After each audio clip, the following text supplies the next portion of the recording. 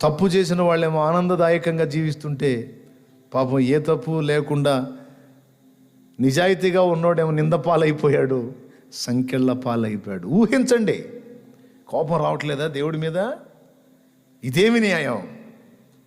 ఇదెక్కడే ధర్మం? ఏదన్నా అలాంటివి వస్తే ఆ దుర్మార్గులకు రావాలి, చెడిపోయిన వాళ్ళకి రావాలి, మంచి వాళ్ళకేంటి? నీతి నిజాయితీ అని బతికే వాళ్ళకేంటి ఈ పరిస్థితుల్లో? ఎందుకు ఈ బాధలు? చాలాసార్లు మనకు అనుకుంటాం ఈ మాటలో, మంచిగా బతికే వాడికి లేదన్నయ్యా, నీతి న్యాయం లేదు అని అంత అవినీతి మార్గంలో వెళ్ళేవాడికి రోజులో మంచిగా బతికేవాడికి లేదన్నయ్య అని కొంతమంది అన్నంగా కూడా నేను విన్నాను.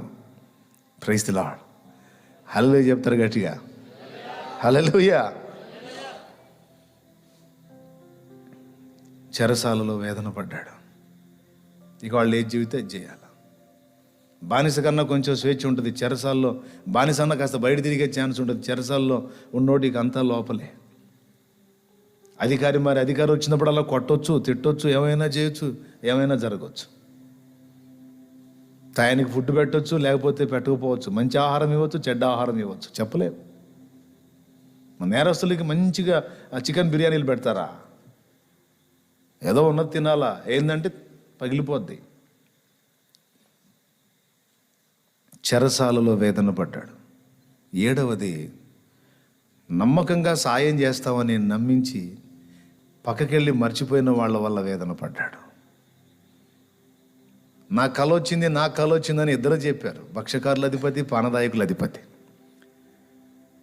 సరే, ఉన్న సంగతి చెబుదాం, ఒకడన్నా నా పట్ల మేలు చేసే అవకాశం ఉందని ఆశించి, అయ్యా ఆ ఒక్కడికి చెప్పుకున్నాడు, చెయ్యని నేరానికి నేను ఇలాగా బందీనయ్యాను, నువ్వు బయటికి వెళ్ళి మళ్ళా ఫరో గారికి నువ్వు పానీయం అప్పగిస్తావు, మళ్ళా పాత్రను అందిస్తావు. అలా అందించినప్పుడు రాజుగారికి ఒక్క మాట చెప్పవా, నేను తప్పకుండా దేవుడు అక్కడ తీసుకెళ్ళి మళ్ళీ నిన్ను ఆ డ్యూటీలో పెట్టేస్తాడు, నీ ఉద్యోగం నీకు వస్తుంది, నీకేం కాదు. అలా నువ్వు వెళ్ళి నువ్వు ఆశీర్వదించబడ్డప్పుడు నన్ను గుర్తు చేసుకుంటావా? ఒక్కసారి రాజుకు ఒక్క మాట చెప్పు, ఈ చెరసాల జీవితం కొంచెం దుర్భరంగా ఉంది, కొంచెం నీకు ఏదైనా అవకాశం ఉంటే చెప్పు అంటే, భలేవాడిరే, అస్సలు నేను బయటికి వెళ్ళగానే ఫస్ట్ చేసే పని అంటే తెలుసా? నువ్వు చెప్పిన ప్రకారం నాకు జరిగితే, నేను డ్యూటీలోకి వెళితే ఆ మొదటి రోజే నేను నీ గురించి రాజుతో మాట్లాడతాను, నేను బయటికి తీపిస్తాను యోసేపు, అస్సలు మాట తప్పనుగా అంటే పాపం ఆశపడ్డాడు.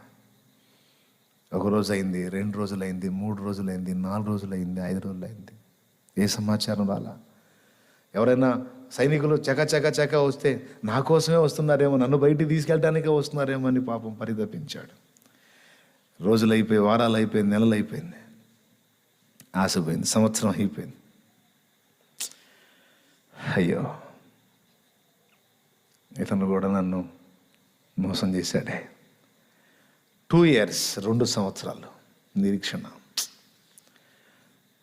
చివరికి ఎన్నోది ఇది? 7వది. 7 విధముల వేదన పడ్డాడు. మాట ఇచ్చి తప్పాడు అతను.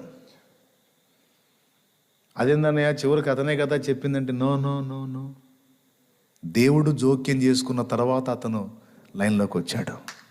దేవునికి స్తోత్రం కలుగును గాక. మంచివాడు, మేలు చేసేవాడు, దేవుని ప్రేమించిన వాడు, ఇన్ని కొలతలు కలిగిన యోసేపు జీవితం సుఖంగా సాగిందా, శ్రమలతో సాగిందా? దేవునికి స్తోత్రం కలుగును గాక. ప్రియులారా, బైబిల్ గ్రంథం చదవటం కాదండి, వ్యక్తులు, భక్తుల జీవితాల్లోకి మనం ప్రవేశించి పరకాయ ప్రవేశం చేయాలండి. ఆ పాత్రలోకి మనం వెళ్ళిపోవాలి. వెళ్ళి ఆ జీవితాన్ని మనం అనుభవిస్తే అది ఎలా ఉంటుంది అని ఆ సన్నివేశంలో మనల్ని ఉంచి ఊహించుకోవాలి.